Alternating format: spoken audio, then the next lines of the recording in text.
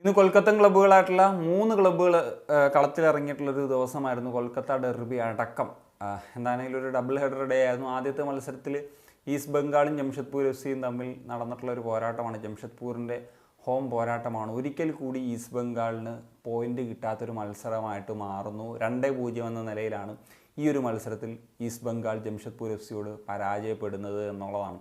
ഈ മത്സരത്തിൽ വന്ന ഗോളുകളെ പറ്റി ആദ്യം പറയുമ്പോൾ റെയ്ത്ത് ചിക്കാവയുടെ ഒരു ഉഗ്രൻ ലോങ് റേഞ്ചർ ഗോളാണ്. അതിൽ ആക്ച്വലി ചുന്നുങ്ക വരുത്തിയൊരു മിസ്റ്റേക്കിൽ നിന്ന് പിന്നീട് സ്റ്റാർട്ട് ചെയ്തിട്ടുള്ള ഒരു രീതിയിലാണ് ആ ഒരു ഗോൾ വന്നത്. അതിനുശേഷം ചുന്നുങ്ക തന്നെ ഒരു ഓൺ ഗോൾ അടിച്ചു എന്നുള്ളതാണ്.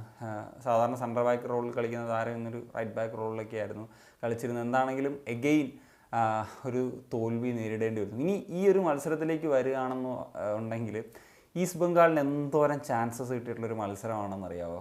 ക്രോസ് ബാറിലടിച്ച് പോയും ഗോളി സേവ് ചെയ്തും പുറത്തേക്ക് അടിച്ച് കളഞ്ഞു. അങ്ങനെ എത്ര സാധ്യതകൾ ഈ ഒരു മത്സരത്തിൽ ഈസ്റ്റ് ബംഗാളിന് മുമ്പിലുണ്ട്. അയാൾ 30ഓളം ഷോട്ടുകൾ ഈസ്റ്റ് ബംഗാൾ ഈ ഒരു മത്സരത്തിൽ എടുത്തു എന്നുള്ളതാണ്.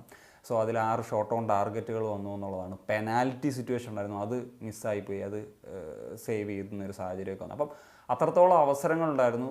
ജംഷഡ്പൂർ എഫ് സിയെ സംബന്ധിച്ചിടത്തോളം അവർക്ക് കിട്ടി ഇതിൻ്റെ പകുതി അവസരങ്ങളൊക്കെ വന്നിട്ടുള്ളത്, അത് അവർ കൃത്യമായിട്ട് മുതലാക്കി എന്നുള്ളതാണ്. അപ്പം ഈസ്റ്റ് ബംഗാളിനെ സംബന്ധിച്ച് പ്രത്യേകിച്ച് ക്ലൈറ്റൻ സിൽവ നഷ്ടമാക്കിയ ചാൻസസ്, മാത്യു തലാൽ നഷ്ടമാക്കിയ ചാൻസസ്, നന്ദകുമാർ നഷ്ടമാക്കിയ ചാൻസസ്, അങ്ങനെ കുറേ പറയേണ്ടിയിരിക്കുന്നു. സോ എഗെയിൻ ഈ ഒരു മത്സരത്തിലൊരു ഹീറോ ആയി മാറുന്നത് ഉറപ്പായിട്ട് ആൽബിനോ ഗോമസ് ആണ്. കാരണം 1-0 എന്ന നിലയിൽ നിൽക്കുന്ന സമയത്ത് അവർക്ക് ഒരു ഈക്വലൈസർ നേടാനുള്ളൊരു അവസരമായിരുന്നു ആ പെനാൽറ്റി വീണ് കിട്ടുന്നത്. സോ അത് ആൽബിനോ ഗോമസ് സേവ് ചെയ്യുന്നു. നമുക്കറിയാമല്ലോ, ആൽബിനോ പെനാൽറ്റിയിൽ പുലിയാണ്, അത് പ്രത്യേകിച്ച് പറയേണ്ട ഒരു ആവശ്യകതയില്ല. സോ 4 മത്സരങ്ങൾ പൂർത്തീകരിച്ച് ഇനി ഒരു ഇൻ്റർനാഷണൽ ബ്രേക്ക് വരാൻ പോകുന്നു. ആ സാഹചര്യത്തിൽ 13ാം സ്ഥാനത്ത് നിൽക്കുകയാണ് ഈസ്റ്റ് ബംഗാൾ. ഇൻ പേപ്പറിലൊക്കെ വലിയ ടോപ്പ് ടീമാണെന്ന് പറഞ്ഞ ടീമാണ്. അവരുടെ കോച്ചിനെ സാക്കിയത് ഇന്ന് ഇന്ത്യൻ കോച്ചായിട്ടുള്ള ബിനോ ജോർജ് ആയിരുന്നു ഒരു ഇന്ത്യൻ കോച്ച് എന്ന നിലയിൽ ടീമിനെ നയിച്ചിരുന്നത്. അപ്പോൾ അദ്ദേഹത്തിനും ഇതിൻ്റെ അണ്ടറിലും ഒരു പരാജയം തന്നെ അവർക്ക് രുചിക്കേണ്ടി വരുന്നു എന്നുള്ളതാണ്. യാതൊരു തരത്തിലൊരു പോസിറ്റീവ് ഇല്ലാത്തൊരു മത്സരം തന്നെയായിരുന്നു ഈസ്റ്റ് ബംഗാളിനെ സംബന്ധിച്ച്.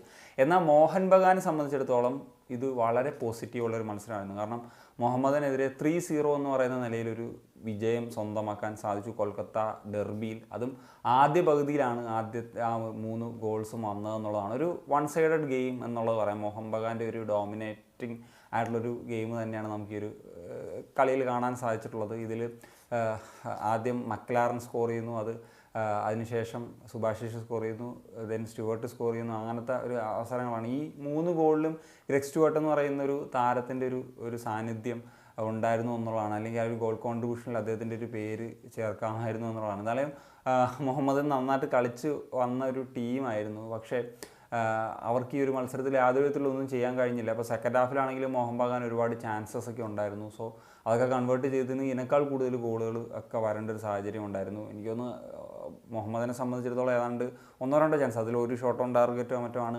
ആകപ്പാടെ ഈ ഒരു ഗെയിമിൽ വന്നിട്ടുള്ളത്.